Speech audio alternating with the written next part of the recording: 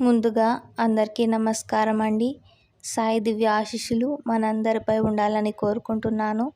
ఈరోజు సాయిబాబా గారు మనకేం సందేశం ఇవ్వబోతున్నారు అంటే, నువ్వు ఎన్నో రోజుల నుంచి ఒక శుభవార్తను వినాలనుకుంటున్నావు కదూ, కానీ అది వినాలంటే నువ్వు ఈ పనిని చేయాలి అని సాయిబాబా గారు మనకు సందేశం ఇస్తున్నారు.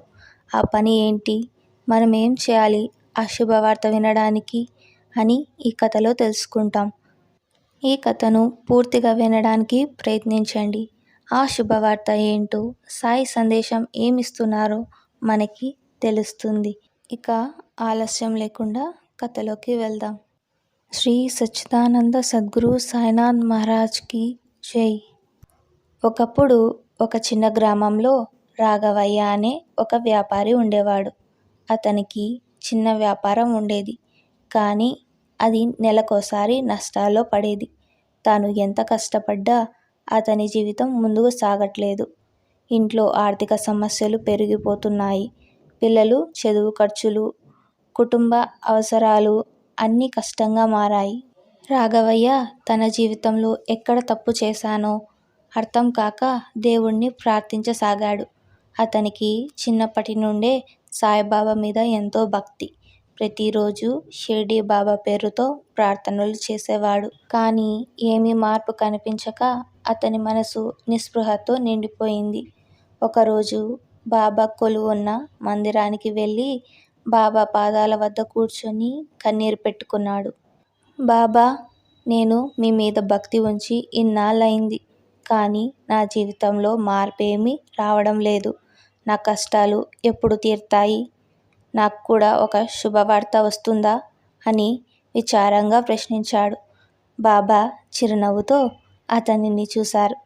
కొద్దిసేపు ఆలోచించి మృదువుగా అతనితో మాట్లాడారు. రాఘవయ్య, నీ మనసులో ఉన్న భయం, అనుమానాన్ని తొలగించు. విశ్వాసం ఉంటే నీ శుభవార్త నువ్వు ఊహించని విధంగా వస్తుంది. నేను ఒక కథ చెప్తాను, అది విను. రైతు ఆశ్చర్యకరమైన పాఠం. ఒకప్పుడు రామయ్య అనే రైతు ఉండేవాడు. అతను తన పొలంలో విత్తనాలు నాటాడు. పంట బాగా పండాలన్న ఆశతో అలసట లేకుండా శ్రమించాడు. ప్రతిరోజు నీళ్లు పోశాడు. కలుపు తీయడం, నేల పెడదీర్చి చేయడం అన్నీ ఎంతో జాగ్రత్తగా చేశాడు. కొన్ని రోజులకు కొన్ని మొక్కలు వెంటనే మొలిచాయి.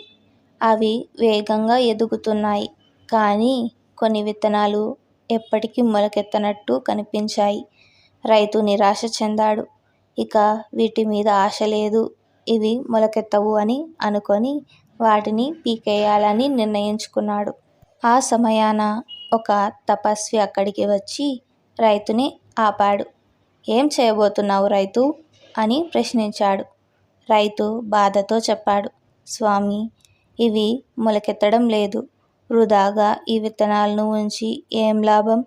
దానికంటే కొత్తగా విత్తనాలు నాటుదామని అనుకుంటున్నాను. తపస్వి నవ్వుతూ చెప్పాడు, రైతు, నీకు తెలుసా, కొన్ని విత్తనాలు అతి వేగంగా మొలకెత్తుతాయి. కొన్ని మాత్రం నేల లోపల బలంగా పెరిగేంత వరకు మొలకెత్తవు. అవి ఒక్కసారి పెరిగితే అవి మరింత గట్టిపడి నిలుస్తాయి. రైతు తపస్వి మాట విని ఆశ్చర్యపోయాడు. అంటే అని ప్రశ్నించాడు.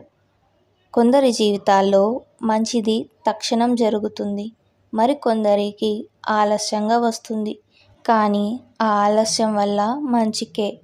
అలాగే కొన్ని మొక్కలు నెమ్మదిగా ఎదిగితేనే బలంగా నిలుస్తాయి. నువ్వు నీ మొక్కలపై నమ్మకాన్ని కోల్పోకూడదు అని చెప్పాడు. రైతు ఆ మాటలను అర్థం చేసుకొని మరికొన్ని రోజులు అదే భక్తితో వాటిని సంరక్షించాడు. కొన్ని వారాలకు మొలకలు మొలిచాయి. అవి ఇతర మొక్కల కంటే బలంగా పెరుగుదల ఎక్కువగా ఉన్నాయి. చివరికి రైతు అతి గొప్ప పంటను పండించి తన జీవితం మార్చుకోగలిగాడు. ప్రతి శుభవార్తకు తన సమయం ఉంటుంది. ఈ కథను రాఘవయ్య ఎంతో ఆసక్తిగా విన్నాడు. బాబా, అంటే నా జీవితంలో కూడా మంచి జరగడానికో సమయం ఉందా అని అడిగాడు. సాయిబాబా నిజమైన తండ్రి ప్రేమతో, అతని తలపై చేయి వేసి అడుగు ముందుకేయమని సూచించారు. నీకు ఏదైనా ఆలస్యంగా రావడమేంటో అర్థం చేసుకో. అది నీకు చాలా బలంగా నిలిచే వరం అవుతుంది. కాబట్టి భయపడకు, ప్రయత్నం చేయి. విశ్వాసంతో ఉన్న నీ శుభవార్త త్వరలోనే నీ దారిలోకి వస్తుంది. రాఘవయ్య ఆ మాటలతో ఎంతో ఉల్లాసంగా మారాడు.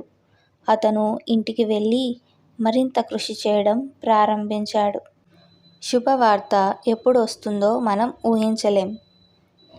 కొన్ని నెలల తర్వాత ఒక గొప్ప వ్యాపారవాది రాఘవయ్యను కలవడానికి వచ్చాడు. అతని వ్యాపారానికి పెట్టుబడి పెట్టాలని నిర్ణయించుకున్నాడు. ఆ ఒక్క అవకాశం రాఘవయ్య జీవితాన్ని పూర్తిగా మార్చేసింది.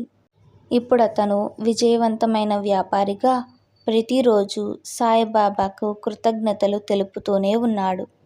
అప్పుడు నేను నమ్మకాన్ని కోల్పోయి ఉంటే నా జీవితంలో ఈ మంచి రోజులు రాకపోయేవి. బాబా చెప్పిన మాటలు నాకు నిజమయ్యాయి అని ప్రతిరోజు భావించేవాడు. సాయిబాబా గారు ఈరోజు మనకు ఈ కథలో ఇచ్చిన సందేశం ఏంటంటే, మన జీవితంలో ప్రతి మంచి విషయం ఆలస్యంగా జరిగినా అది మనకు మేలు చేస్తుంది. శుభవార్త ఎప్పుడు వస్తుందో మనం ఊహించలేం, కానీ తగిన సమయానికి తప్పకుండా వస్తుంది. సాయిబాబా మీద నమ్మకంతో ఉన్న ఏదైనా మంచి జరగడం ఖాయం. విశ్వాసం ఉంటే జీవితంలో ఏ ఆలస్యమైనా మన విజయానికి ఒక మెట్టుగా మారుతుంది. మీరు కూడా నమ్మకం ఉంచండి.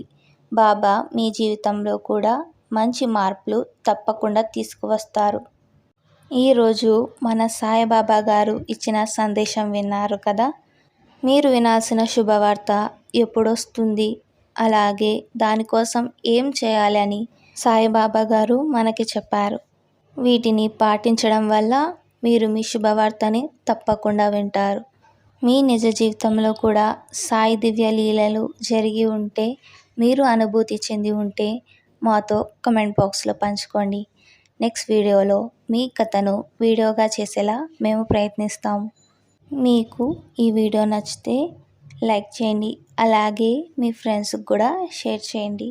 ఇలాంటి మరిన్ని వీడియోస్ కోసం మన ఛానల్ని సబ్స్క్రైబ్ చేసుకోండి. ఓం సాయిరామ్.